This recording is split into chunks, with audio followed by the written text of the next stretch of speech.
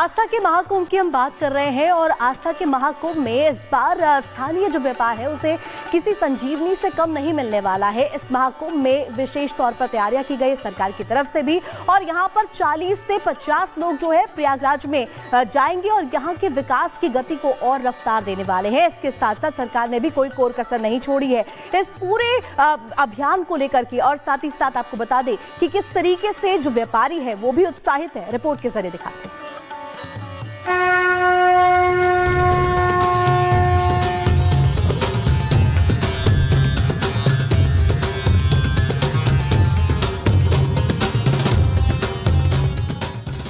महाकुंभ में अब की बार बढ़ेगा स्थानीय व्यापार। सनातन का बड़ा त्योहार, सजेंगे हाट बाजार।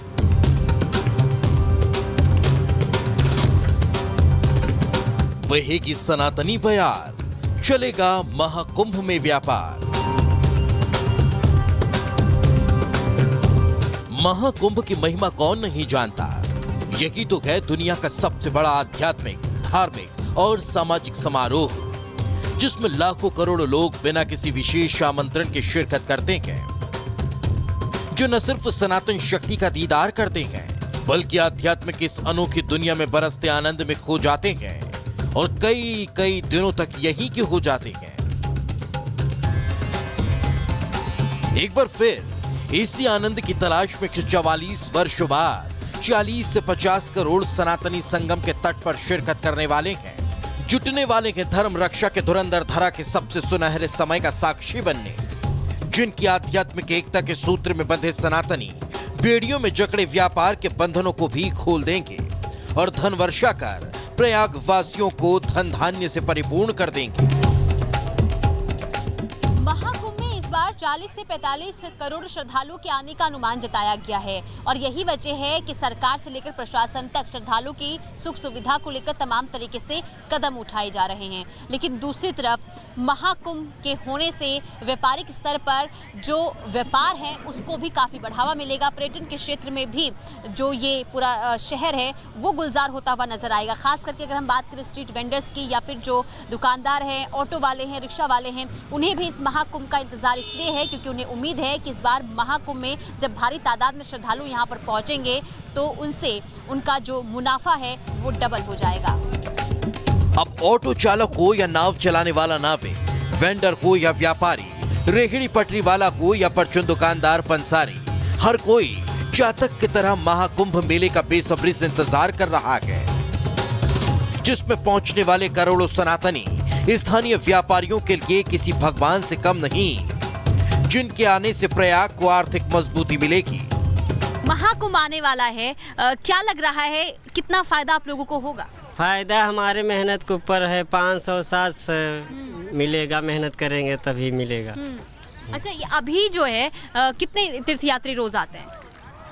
ये 1,50,000 ऐसे ही आते हैं। अब कुंभ मेले में ज़्यादा आएंगे। महाकुंभ में 2 गुना ज़्यादा ही कमाई हुई। अभी कितने चक्कर काट पाते हैं? अभी दिन भर में 4 चक्कर काट देते हैं। महाकुंभ में कितना लग रहा है, कितना अनुमान होगा काटने का? महाकुंभ में 4 चक्कर में ही उतना हो जाएगा। उतना तो महाकुंभ के आयोजन से खुश हैं? जो व्यवस्थाएं यहाँ पर की जा रही है? हाँ, व्यवस्था है तो बहुत अच्छी है यहाँ की। जो महाकुंभ शुरू हो रहा है, लग रहा है उससे आपको फायदा होगा? हाँ, क्यों नहीं होगा, होगा। अभी कितना कमा लेते रोज का? बस 1000-1200 बिक्री हो जाती है। हाँ। और 200-300 मिल जाता है। अब मेला बढ़ेगा तो बिक्री होगी। महाकुंभ में बढ़ने वाली स्थानीय बाजार की रफ्तार यहीं तक सीमित नहीं रहेगी। इसमें रोजगार के नए अवसर भी मिलेंगे, जिसके लिए की जा रही तैयारियों में सरकार कोई कमी नहीं छोड़ रही। अब आप इसको कल्पना कर सकते हैं कि वो अर्धकुंभ था, ये पूर्ण कुंभ है।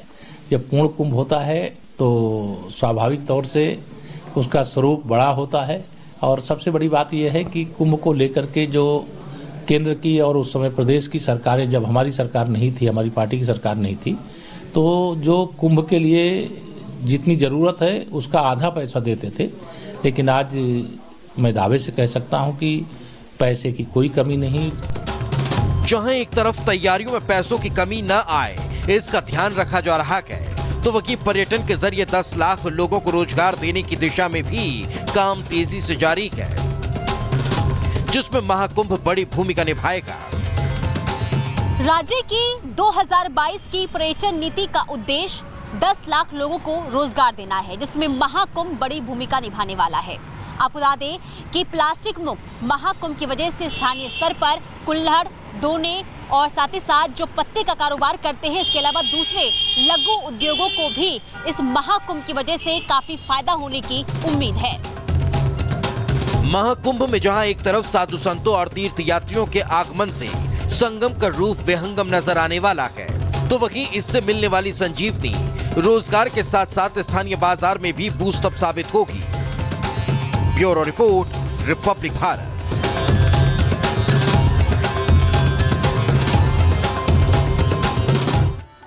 और चलिए अब आपको दिखाते हैं और बताते हैं योगी का मिशन महाकुंभ। प्रयागराज दौरे पर मुख्यमंत्री योगी आदित्यनाथ हैं और ऐसे में लगातार तैयारियों का निरीक्षण कर रहे हैं। पीएम के दौरे की तैयारियों का पूरा जायजा ले रहे हैं। पीएम के सभा स्थल अक्षय वट भी जाएंगे मुख्यमंत्री योगी आदित्यनाथ। अखाड़ा सेक्टर गंगा रिवर फ्रंट का भी निरीक्षण करेंगे। बारीकी से हर एक तैयारियों का जायजा ले रहे हैं सीएम योगी। सीएम योगी मेला कार्यालय में बैठक भी करेंगे, जहां पर तमाम अधिकारी भी मौजूद रहेंगे और उनसे पूछेंगे कितना काम हो चुका है, कितना बाकी है, क्योंकि डेडलाइन दी जा चुकी है और डेडलाइन के नजदीक अब समय पहुंच चुका है। ऐसे में जरा सी भी चूक ना हो, इस बात का खास ख्याल रखा जा रहा है। ये दूसरी बार होगा जब सीएम योगी आदित्यनाथ प्रयागराज पहुंचेंगे, जहां पर हर एक तरीके से निरीक्षण करेंगे और ये देखेंगे कि जरा सी भी कोई कमी ना रह जाए। ऐसे में अगर हम आपको बता दें, डिप्टी सीएम केशव प्रसाद मौर्य की बात करें तो वो भी पीछे नहीं है। वो भी लगातार पहुंच रहे हैं, वहां पर लोगों से बातचीत कर रहे हैं, तैयारियों का जायजा ले रहे हैं, क्योंकि प्रधानमंत्री नरेंद्र मोदी 13 दिसंबर के दरमियान आने वाले हैं। ऐसे में पुरजोर तरीके से युद्ध स्तर पर तैयारियां हैं। आप सुनिए क्या कुछ कह रहे हैं केशव प्रसाद मौर्य। आप इसको कल्पना कर सकते हैं कि वो अर्धकुंभ था, ये पूर्ण कुंभ है। जब पूर्ण कुंभ होता है तो स्वाभाविक तौर से उसका स्वरूप बड़ा होता है और सबसे बड़ी बात यह है कि कुंभ को लेकर के जो केंद्र की और उस समय प्रदेश की सरकारें, जब हमारी सरकार नहीं थी, हमारी पार्टी की सरकार नहीं थी, तो जो कुंभ के लिए जितनी ज़रूरत है उसका आधा पैसा देते थे। लेकिन आज मैं दावे से कह सकता हूं कि पैसे की कोई कमी नहीं। जितना पैसा ज़रूरत है आया है, आगे भी जितना ज़रूरत होगी उतना आएगा। यहाँ पैसे की कमी से कोई काम प्रभावित नहीं। तो देखिए डिप्टी सीएम केशव प्रसाद मौर्य क्या कुछ कह रहे थे, आपने सुना, और किस तरीके से इस बार आधुनिकता का तड़का लगने वाला है आस्था के महाकुंभ में, ये भी आपने देखा। बढ़ेंगे आगे और अब बात करेंगे मोदी के मिशन महाकुंभ की। जी हाँ, प्रधानमंत्री नरेंद्र मोदी के महाकुंभ की लगातार जिक्र हो रही है। 13 दिसंबर को प्रयागराज में प्रधानमंत्री पहुंचेंगे और सुबह 11:30 बजे प्रयागराज वो पहुंचते हुए नजर आएंगे। इसके अलावा आपको बता दें कि 3 घंटे 20 मिनट वो प्रयागराज में ही रहेंगे। इसके साथ साथ डिटेल्स में आपको ये भी बता दें कि 7,000 करोड़ की सौगात प्रधानमंत्री देने वाले हैं। इसके अलावा निषाद राज क्रूज से किला घाट वो जाएंगे। तो तमाम क्या कुछ शेड्यूल रहने वाला है उनका, वो हम आपको बता रहे हैं। अक्षय वट और भरत कूप का दर्शन भी प्रधानमंत्री नरेंद्र मोदी इस दौरान करते हुए दिखाई देंगे। प्राचीन हनुमान मंदिर भी वो जाएंगे, वहां पर भी दर्शन करेंगे। और इसके साथ साथ आपको ये बता दें कि 13 दिसंबर को उनका जो दौरा है कई मायनों में अहम रहने वाला है। साथ ही साथ प्रधानमंत्री के इस दौरे को लेकर के किस तरीके से तैयारियां की गई है और वहां पर जब वो प्राचीन मंदिरों में पहुंचेंगे, दर्शन करते हुए नजर आएंगे, किस तरीके से तैयारी है, हमारी सहयोगी पुनीता की ग्राउंड रिपोर्ट आपको दिखाते हैं। तीर्थराज यानी संगम नगरी को पूरे तरीके से यानी कि दुल्हन की तरह सजाने का काम चल रहा है। वजह यह है कि आस्था के सबसे बड़े महापर्व का आयोजन संगम नगरी प्रयागराज में हो रहा है और यही वजह है कि यहाँ पर तैयारियों को अब अंतिम रूप देने का काम जारी है। इस वक्त मैं मौजूद हूँ लेटे हुए हनुमान जी मंदिर के बाहर और इस मंदिर को किस तरीके से सजाया जा रहा है, खूबसूरत रंग देने की कोशिश हो रही है, ये आप देख सकते हैं। क्योंकि महाकुंभ में जब श्रद्धालु यहाँ पर स्नान करने के लिए पहुँचेंगे तो आस्था का केंद्र लेटे हुए हनुमान जी भी रहने वाले हैं और यही वजह है कि श्रद्धालुओं की सुविधाओं को देखते हुए यहाँ पर कॉरिडोर का निर्माण भी करवाया गया है। आपको बता दें कि 40 करोड़ में ये कॉरिडोर जो है वो बनकर तैयार होगा। हालांकि पहले फेज के निर्माण का काम लगभग पूरा हो चुका है, दूसरे फेज का निर्माण का काम जो है वो कुंभ के बाद होगा।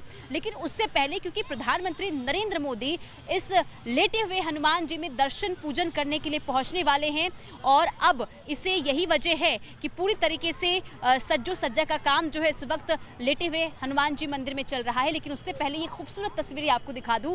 ये देखिए, हनुमान चालीसा की जो 40 चौपाइयां हैं उसे रंगों के जरिए यहाँ पर उकेरा गया है दीवारों पर, और जो कलाकार हैं वो दिन रात यहाँ पर लगे हुए हैं। और यही वजह है कि यहाँ पर श्रद्धालु तो पहुंचेंगे ही, लेकिन उससे पहले प्रधानमंत्री नरेंद्र मोदी भी लेटे हुए हनुमान जी में पहुंचकर पूजा अर्चना करते हुए नजर आएंगे। और यही वजह है कि यहाँ पर अब तैयारियों को अंतिम रूप दिया जा रहा है। और चलिए सीधा रुख करते हैं प्रयागराज, जहां पर हमारी सहयोगी पुनीता लगातार बनी हुई है। पुनीता, 24 घंटे से भी कम का समय बचा है जब प्रधानमंत्री नरेंद्र मोदी प्रयागराज की सरजमी में पहुंचेंगे, और ऐसे में तैयारियों का निरीक्षण लगातार CM Yogi Adityanath, deputy CM ले रहे हैं। अभी वहां पर क्या कुछ हलचल दिख रही है? तैयारियां कहां तक पहुंची हैं? कल के दिन क्या कुछ खास होने वाला है?